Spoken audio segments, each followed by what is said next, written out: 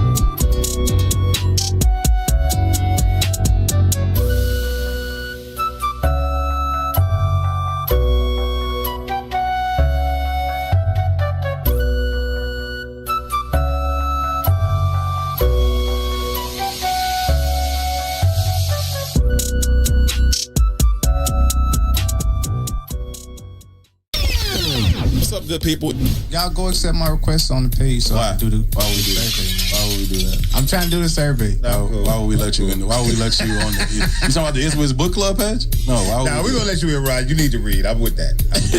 I'm definitely put you on. Somebody please let Ron in the Iswiz. Is it? I thought it was a public page. I don't know. I don't run it. I don't know who run it. You got to talk to Shannon and Robin and you say what? Y'all group private like it's something special or something. First of all, it is something special. Ass. Okay, it's something special. Okay, you know what I'm saying? Then you gonna talk it again. Don't get no punishment again now. Right? They already came in there like, look at her being nice to Ron today.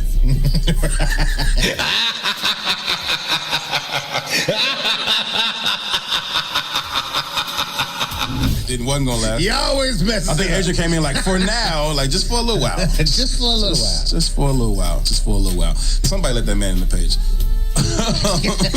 Somebody let that man in the page, Robin. Please let him in. I said what I said. Herb 2, right here on What's in It for the Black People Media. WIFTBPN. Man, you know what I'm saying? So I be telling these niggas, man, shit ain't the game, man. Shit Tell them, real. With the power, don't give it with the power, don't give it with the power, don't give it with the power, don't give it with the head up above. Activate me, don't give it with the power, don't give it with the power, don't give it with the power. Don't give it with the power. Don't give it with the head up above. Activate me. Don't give it with the power. Don't give it with the power. Don't give it with the power. Don't give it with the power. Don't give it with the head up above. Activate me. Don't give it with the power. Don't give it with the power. Don't give it with the power. Don't give it with the power. Don't give it with the head up above. Activate me. Don't give it with the power. Don't give it with the power. Don't give it with the power. Don't give it with the power. Don't give it with the head up above. Activate me.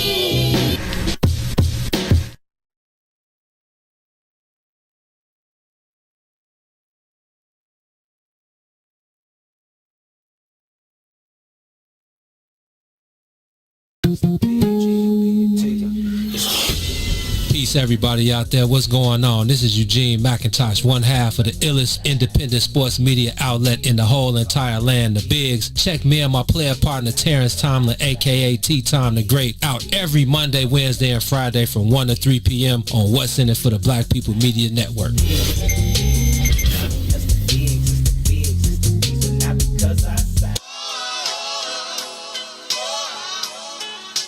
This is a Traffic Jam. Traffic Jam.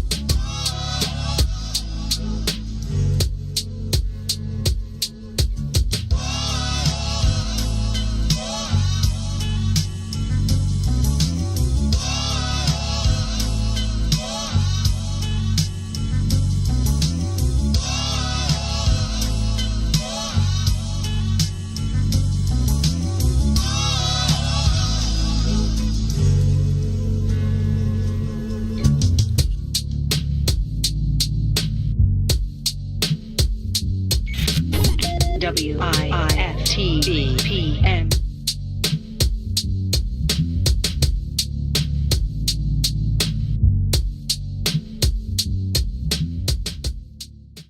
You are listening to the most dangerous show in the morning. Our Attorney General Kwame Raoul. I have reached out to the Hospital Association and the Med Society to talk about how proactively we can talk about implicit bias in healthcare and begin to address the situation system-wide, because I've also simultaneously directed my civil rights team to begin to look at that and look at ways that it may have manifested itself. We've done so historically with regards to the nursing home industry, where you've had some nursing home owners that staff disparately. So if they're in a black community, they won't have much staff as they will in a white community. We've taken that on from a civil rights standpoint, and we're prepared to take on other instances of implicit bias in healthcare. Utilizing your office to investigate civil rights and healthcare as a civil rights issue. That's actually pretty powerful, and it demonstrates how we have to be working in coordinated efforts with our elected officials in places and positions of power.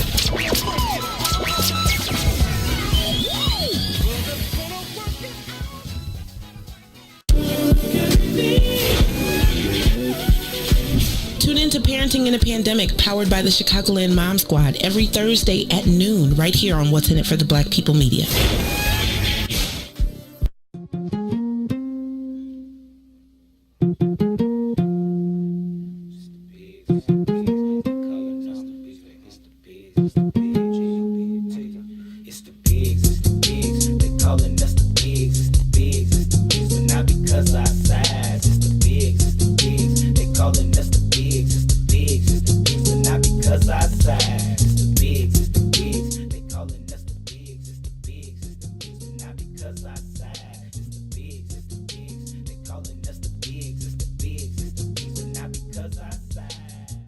And just like that, we are back down on the soil. Kicking off another week live from the West End for the Black People Media Studios. I am your man, T-Time, coming to you as usual with my player partner, Eugene McIntosh. How you feeling today, bro? What's the drawings, brother? It is all good. We are the illest independent sports media outlet in the land. You are now rocking with the bigs. Shout out to the producer, the one and only Esco, holding us down. Man, look, man, when I saw, yes, I woke up this morning. I don't know why the hell I was up so early. I usually try What's to. early? I noticed you were What's up early? like I was 6:45. Oh wow. Okay, yeah. And I usually get at least a piece of the Mays Jackson show in. Usually I run it back when I get up around. You got the whole you dig, mostly. Yeah. No, actually I had to lay it back down. But I did once I got myself together and got up, I caught the whole show. I usually catch the whole show one way or the other. But when I jumped on, I saw Mays talking about Esco had on the leather pants this morning. So I walk in. I thought, Mays, he always tweaking. So I thought he was just tripping. But I walk in. Esco got on the leather pants. I'm like, Esco, where you going? What you got going on today? And she said she was cold. I said, burn. It did. It's cold in here. Yes. Sonya is in the atmosphere, okay? Ooh, this polyester sweater. She got on the polyester, the leather pants, the snow boots. Wedge. Esco is prepared. The weather did kind of drop back down, and I had to turn the heat up a notch last night. So, me too. You like we said, man. You don't let it fool you, man. It got to tease you a little bit. Got to about 48, then it got to about 53. Tricked me. Esco, don't do it, man. You've been in the shot long. You're a Chicagoan, Esco. You've been here long enough to know that you can't get comfortable till damn near June. Mid-May. Middle June. Yeah. My birthday is June 19th. I've been freezing on my birthday before. March 31st. Oh, ain't no around spring. the corner. Yeah, no spring. No spring. No such Esco, thing it's as still wintertime. I was like 26 degrees. April 1st, I told you April 1st, man. That's the first official day, regardless of what the weather says. So, Gino, man, let's lay down the law at the top of the show, man. Let them know how we get down on the soil. Man, we going to get it in early today, man. For all the people locked in with the brothers on the soil, whatever show you rocking with on the What's in It for the Black People Media Network. Yes. The Mays Jackson Show, the Book of Dawn, the Toure Muhammad Show, Wakil's World, I Said What I Said, Parenting in the Pandemic, what's my boy? Minding Our Own Black Business. See Magda doing her thing over on Friday nights. What's her show called? Magda Unplugged, or is it Unloaded? And excuse me, I messed that all up. Whatever it is, shout out to Magda. It's Magda Unloaded and something. Cassie and Sadiq, the green side of things. Family. My boy Chris the Critic, the church show on Friday. Whoever it is, man, we need y'all. Sunday, my bad. I'm getting my days mixed up. And then, of course, the kickback. Of course, the kickback. You see how we didn't add it to the programming lineup here at West End for the Black People? We got to go ahead and keep up because they keeping it moving. We still kicking back. We kicked back yesterday.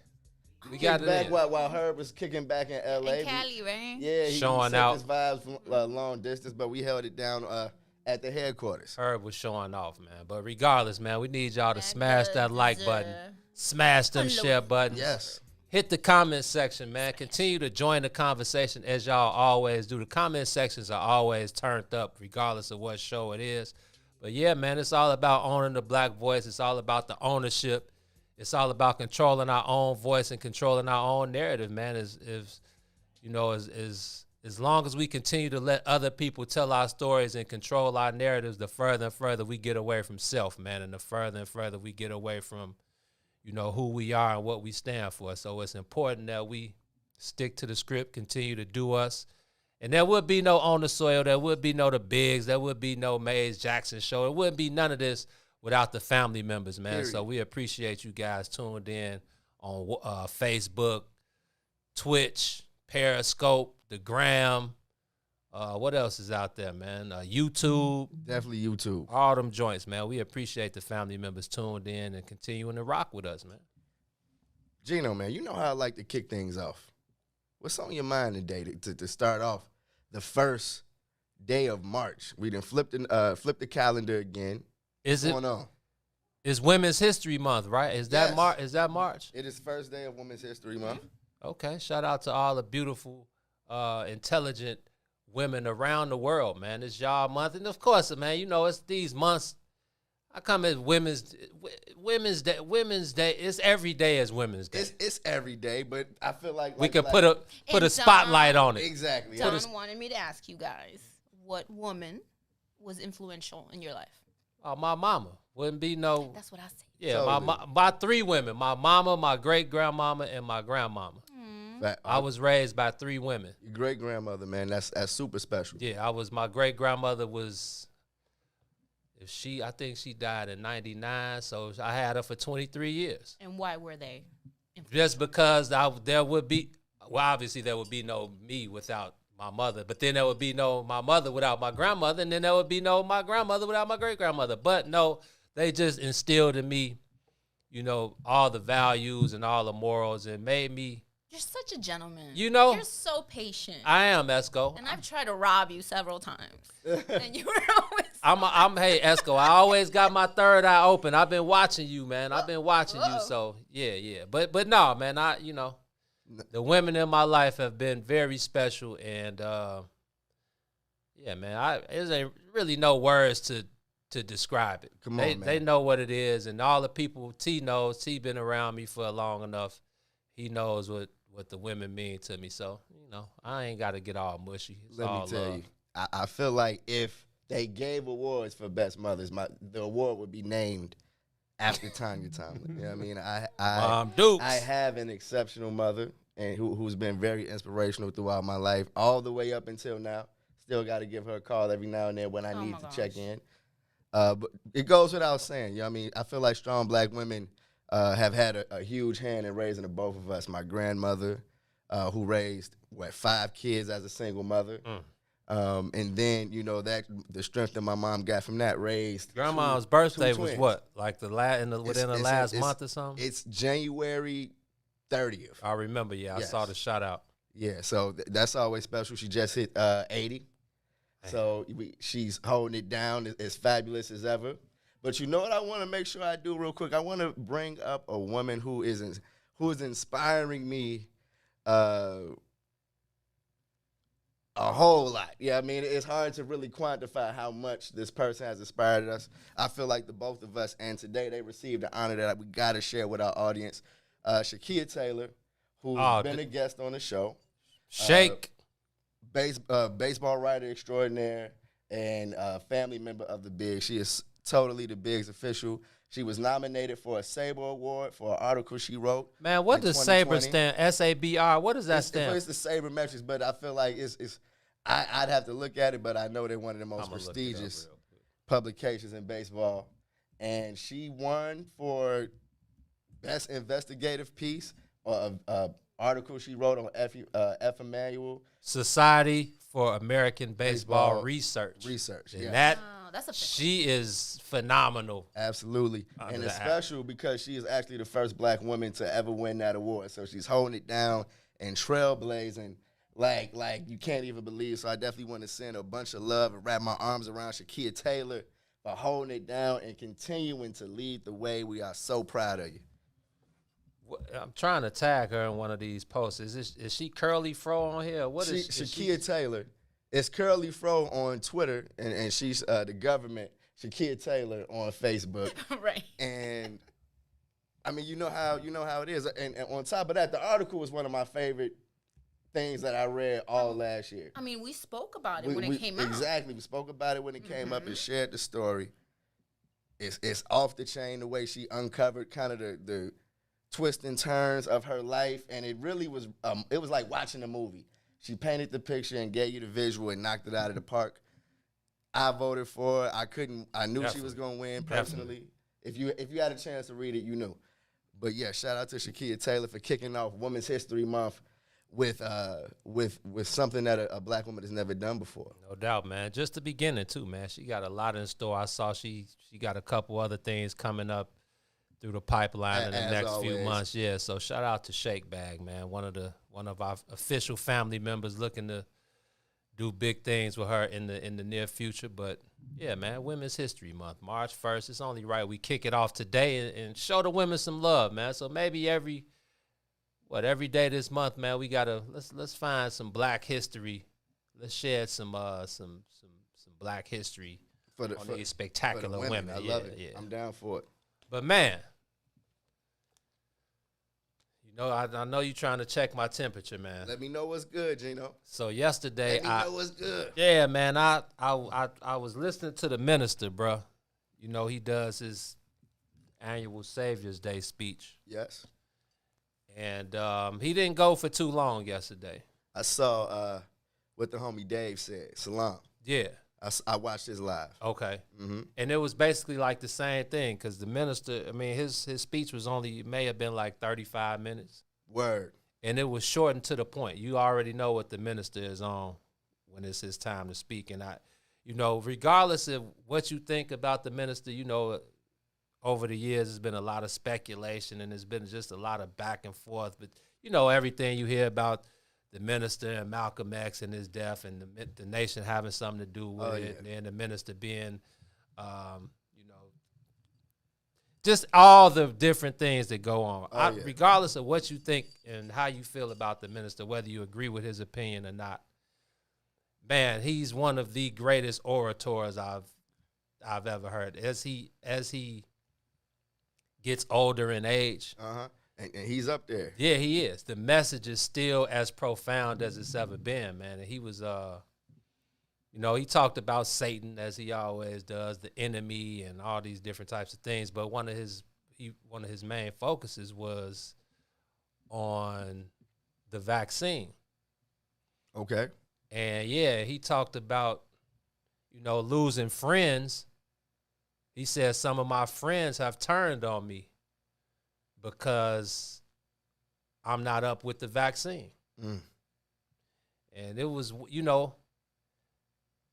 it was just wild, not wild to hear, but it was just interesting to hear his thoughts. And he's like, man, why would you choose Dr. Fauci over me?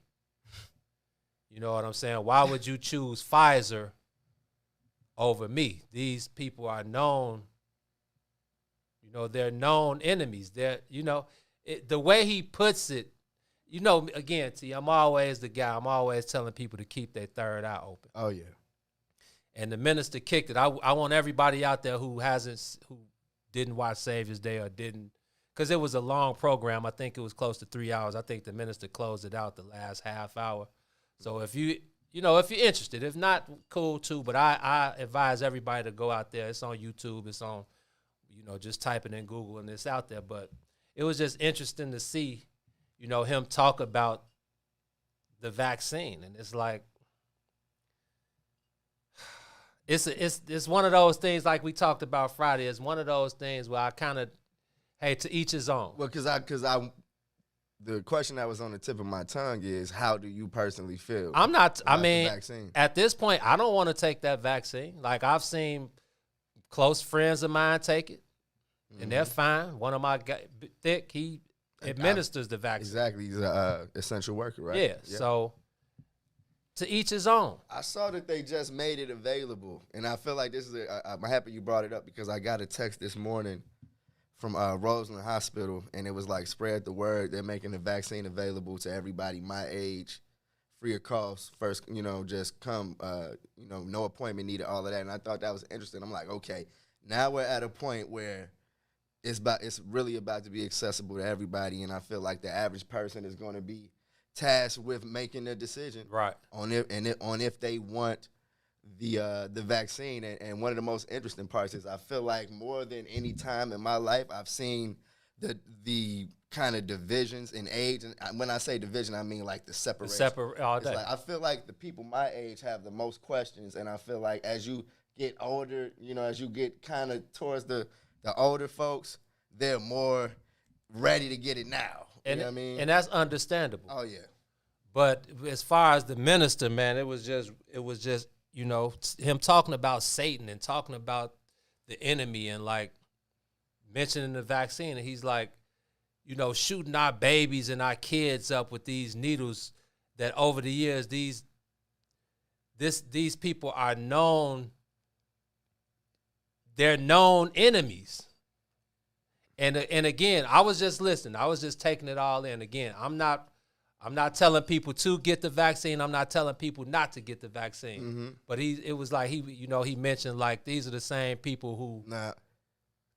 To that point, I feel like that's an interesting perspective because I feel like when you look at what happened in the pandemic and the way things closed down and the economy and businesses losing money and everything, it made me think that the vaccine, even if, you know what I mean, we know that it's rushed through. It didn't go through the normal process of a vaccine, but they did get the stamp of approval from the FDA because they're trying to get back to making money. You know what I mean? And if you look at it, I mean, and I'm taking a step back from the enemy perspective and just looking at this is business as usual.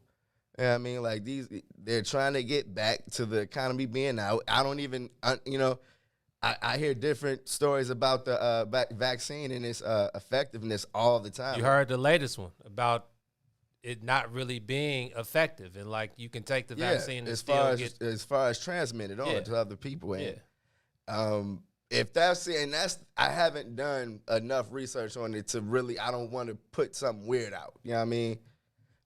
But I feel like the fact that it's more vaccines coming out.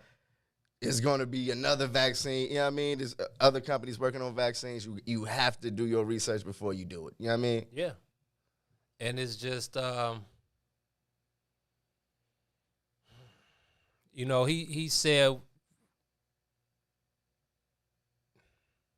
Because I feel like if you look at it from that enemy's perspective, then I feel like, and I know we've talked about this before, it's such a snowball effect. I mean, like all the way down to the food we buy from grocery stores. It's made by known enemies. And that's what I was about to say. He said, think about these are the same people who put mercury in your water. Oh yeah. And the same tell people you it's okay to drink. Yeah, and fluoride, in your toothpaste and all of these different types of things. And you don't even have to go back far to see how the government will not care about your health. Period.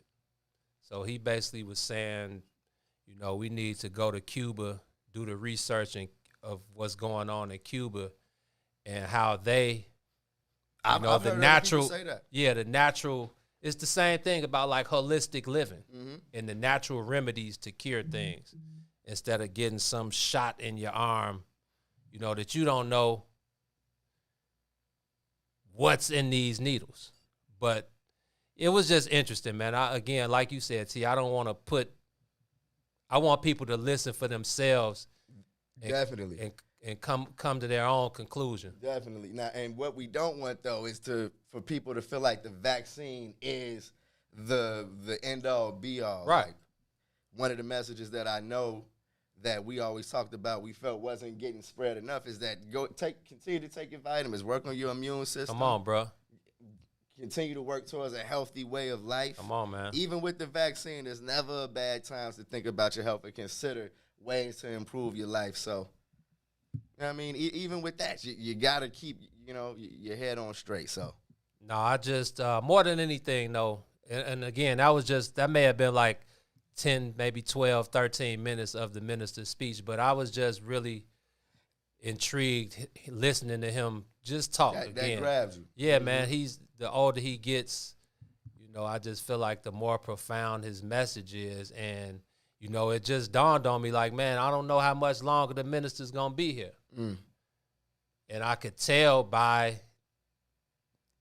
and I don't know, this is just my conclusion, I feel like his speech was shorter for a reason. You can see, you can see it. 80, what is he? Is he 88? Pushing 90. Yeah, man. But he still looks great. You couldn't tell that he was 88 by looking at him. Yeah, I mean that's special. He definitely looks good for his age. Yeah, man. So everybody go check the minister's speech out yesterday. But then 87. May 11th. Profound, bro. Like he's one of he's like the you can go back to when I was listening to hip hop in the mid to late 80s, and it was was like the minister was like all over everything, like public introductions, whatever you know, brand Nubian, all these different. So I feel like the minister is like the hip hop, like the father. I feel like my introduction to the minister was the Million Man March, and because my uncle, shout out to him, he just celebrated. If I'm 31 and he just turned 61. Okay. Or 59, excuse me. My bad. I got through a couple of years on you, bruh. 59. I'm making everybody older. Yes. But he went down to the Million Man March and came back with so much stuff that he just kind of dumped in the middle of the living room and told me, my brother, and my cousins to just take what you wanted. And it was pamphlets from the minister. It was books. It was tapes and CDs with speeches. It was great. You know what I mean? So that was my first introduction. And really, I feel like I've been in tune. I haven't, you know what I mean? I don't practice the lifestyle, but I've been in tune for a He's while. affected you in some way. Facts. That's what I'm saying. You don't have to be a member of the Nation of Islam, just like you don't have to be one of the 5% to know what the gods and earths to implement. Come on. You know, the things that you need to take and implement into your life and lifestyle and stuff. So I just feel like all of those, but then this is what I'm saying. Then, so after I watch the minister, then I go down the rabbit hole. So now I